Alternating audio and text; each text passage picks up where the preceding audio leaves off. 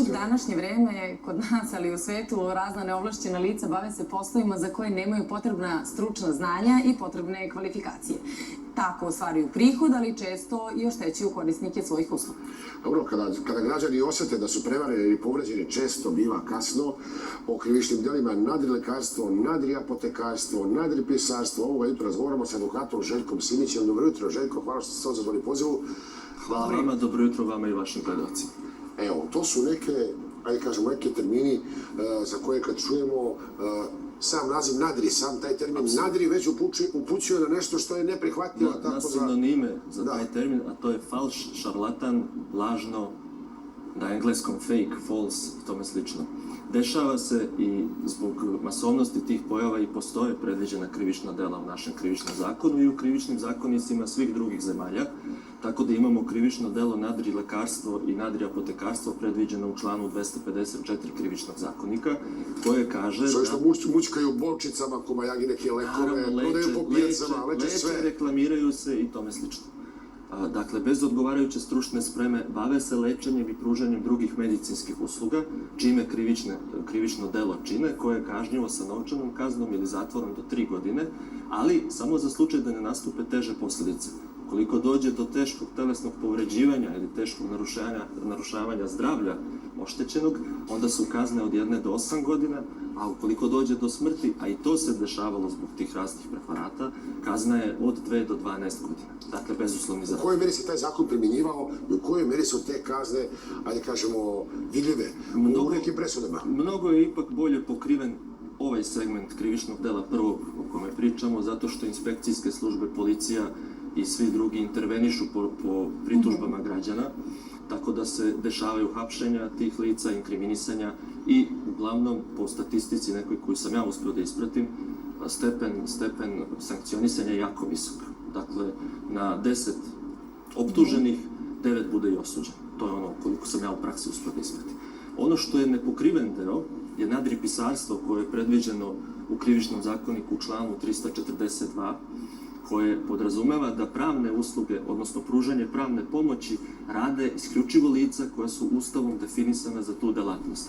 Ustav Republike Srbije u članu 67 kaže da pravnu pomoć u Republici Srbiji pružaju advokati, odnosno advokatura kao samostalna i nezavisna služba i službe pravne pomoći koje se osnivaju pri organima lokalne samouprave. Advokat ima neku vrstu, ima pravosudni ispit, ima licencu, član je komore i na neki način je vidljiv, tako, lice koje vrši tu delatnost. Godinama je učio za to što će da radi. Završio je pravni fakultet, položio je pravosudni ispit, pre toga je imao 2 ili više godina prakse, pa je na kraju položio advokatski ispit, dakle, to je kvalifikovano lice. Kao kada, znate, i mesar, moram tako da bi narodu bilo što jasnije, i mesar i hirurg rade sa nožem, ali nećete dati mesaru da vam operiše srce. Jasno, ali recimo, eto ja se javim, na primjer, za pravni savjet ukucam na Google i javim se za pravni savjet, platim da li Posta Ekspresom ili karticom, da se tako plaćaju te usluge ili se nalazite sa tim nekim? Ja kao advokat konkretno se nalazim sa klijentima. Da, ali recimo u nadripisarstvu može i preko interneta to da se uradi. Agencijama za pravnu pomoć koje su masovno preplavile internet, pričamo o sajtovima za besplatnu pravnu pomoć iza kojih se kriju kada se javite druge ponude, recimo procentualno zastupanje. Pričamo o skoro pojavljenoj kompaniji Justicija, na primjer, koja je nekakvu anketu navodno sprovela, gde kaže da 24% advokata, odnosno 24% klijenata određenog advokata njima ne veruje.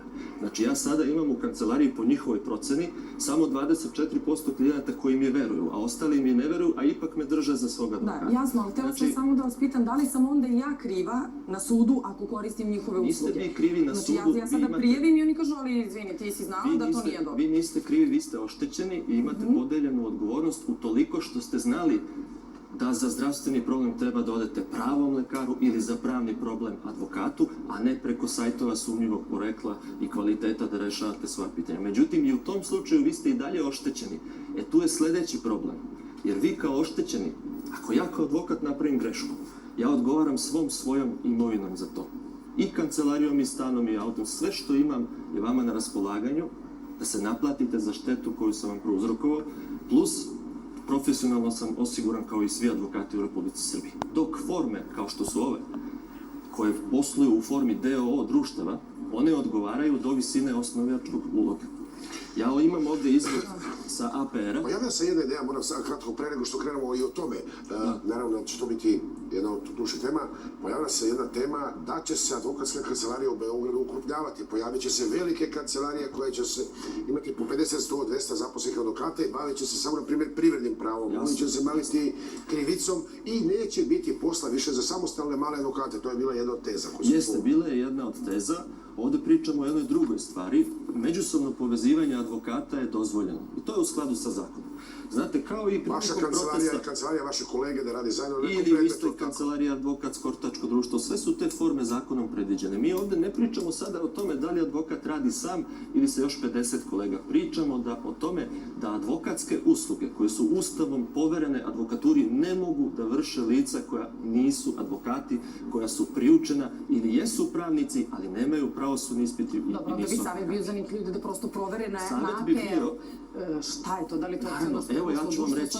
Da vidimo taj primjer o čemu se radi ovdje. Evo što se primjera tiče, osnivački ulog justicija nećemo sistemi da spomenemo, DOO. ne moramo da spomenemo. Pa oni su se pominjali prošle nedelje na svim medijima, imali su pres konferenciju gde su napali advokaturu, pa ja prosto osjećam potrebu da kažem. Dakle, oni će za štetu koju bi nekome pričinili odgovarati sa 1000 dinara, jer su 21.6.2016. godine kada su osnovani, to uplatili kao novčani kapital. Evo imamo ovde dokaz koji je lako provjerljiv. I sad oni nekoga oštete za samo molim vas da ovo stan, kažem. na primjer, i odgovarat će za 1000 dinara.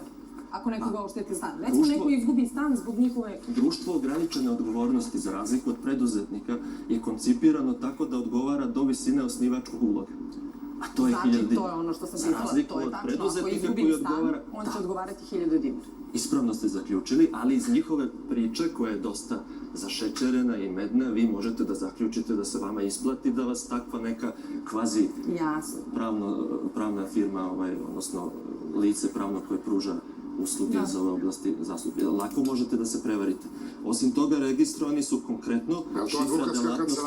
Sad ću da vam kažem, šifra delatnosti 7490, a naziv delatnosti ostale stručne, naučne i tehničke delatnosti. Dakle, pružanje pravne pomoći se nigde ne pominje. Oni mogu da drže seminare u kojima će pominjati pravni sistem, zakone, komentarisati njihovu primjenu. Mogu možda i stručnu edukaciju da obavljaju, da imaju, znate, prosto da ljudi uplate kotizaciju i da slušaju neko predavanje nekoga koga oni dovedu. Ali advokaturom ne smeju da se bave i zbog toga će snositi konsekvence i krivično-pravne i građanske, odnosno civilne, jer zadatak svih nas je da iskorenimo takve pojave. Kao što ne želimo da nam neki travar da otrov umesto leka, ne želimo i da izgubimo stan ili neko drugo pravo zato što nam je pravnu pomoć pružilo lice koje je neuko za tako nešto. I da nam neki savjet koji nije relevantan. Hvala vam na ovom razgovoru, gospodine Simiću. Imat ćemo prilike da porazgovaramo o ovim temama i ajde, neki naredni put. Nadam se i trebalo bi zaista. Mnogo hvala. Hvala vam. Prijetno.